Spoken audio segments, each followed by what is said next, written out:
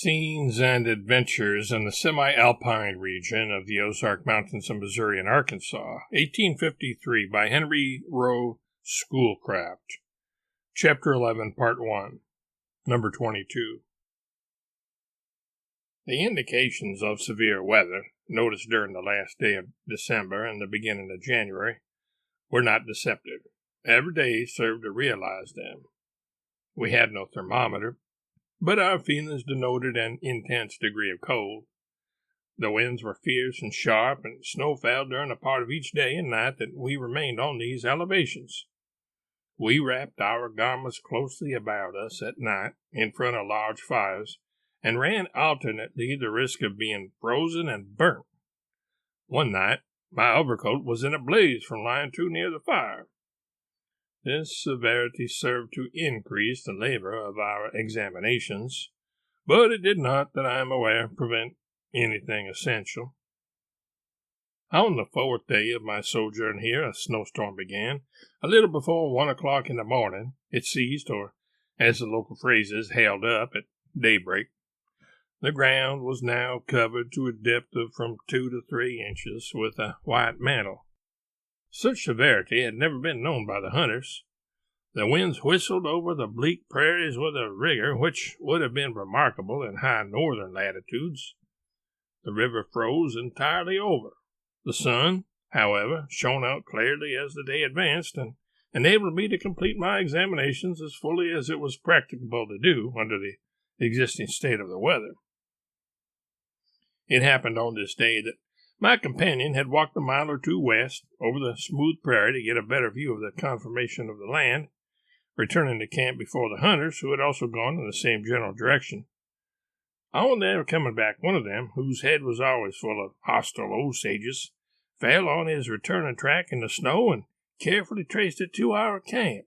He came in breathless and declared that the Osages were upon us, and that not a moment was to be lost in breaking up our camp and flying to a place of security.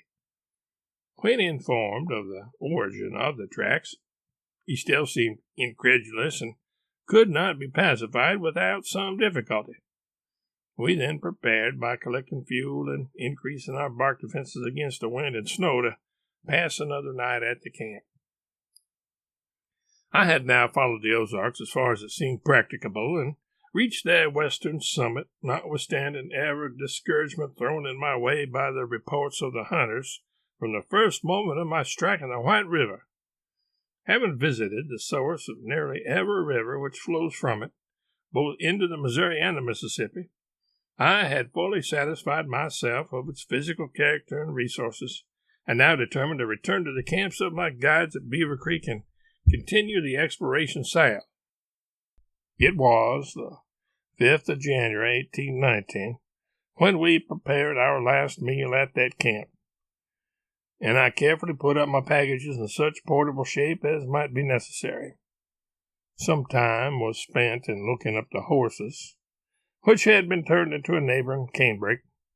The interval was employed in cutting our names with the date of our visit on a contiguous oak, which had been previously blazed for the purpose.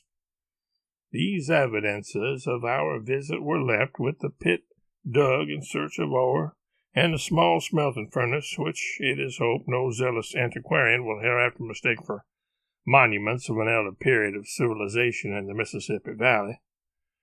When this was accomplished and the horses brought up, we set out with alacrity. The snow still formed a thin covering on the ground, and being a little softened by the sun, the whole surface of the country exhibited a singular map of the tracks of quadrupeds and birds. In these, deer, elk, bears, wolves, and turkeys were prominent, the first and last species conspicuously so. In some places, the dry spots on the leaves showed where the deer had lain during the storm. These resting spots were uniformly on declivities which sheltered the animal from the force of the wind.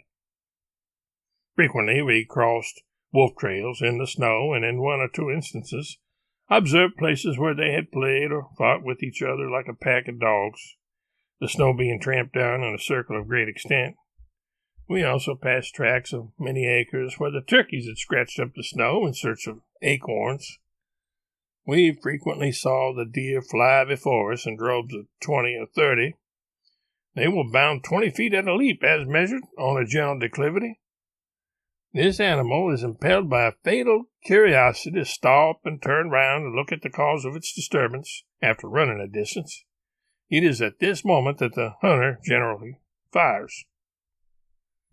About noon, we reached and crossed Finley's Fork, or the Winoka Valley, the locality of the cave.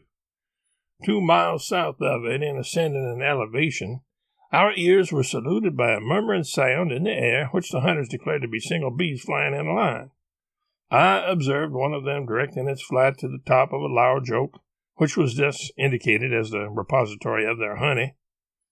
My companion and myself proceeded to chop it down, while the hunters stood by. It was of the white oak species, and was judged to be 2.5 feet across. When it fell, a hollow limb was fractured, disclosing a large deposit of most beautiful white honeycombs. We ate without stint, sometimes dipping cooked pieces of venison — we had no bread — in the fluid part. The remainder was then wrapped up in a freshly flayed deerskin and firmly tied to be carried on to the hunters' cabins at Beaver Creek on one of the horses. We now resumed our route. As evening approached, we entered the head of a valley formed out of the plain toward our right. It turned out to be a stream known to them in their buffalo hunts as Bull Creek. Here we encamped, having traveled about 20 miles. The weather continued moderately cold during the day, the sun not having attained sufficient power to melt the snow. A single deer was the trophy of this day's hunt. Morning found us as we arose from our couches in a small, brushy, and tangled valley, through which it was not easy to make our way. The weather was raw cold and lowering, and the hunters did not seem inclined to make an early start. It was determined to replenish our fire and breakfast first. It was a rough region, and caused some exertion and fatigue to get out of its tangled defiles and ascend the plain south of it. These impediments consumed so much time that we made but slow progress. The atmosphere was so obscure that it was difficult to determine the proper course, and it was evident that the guides did not know exactly where they were.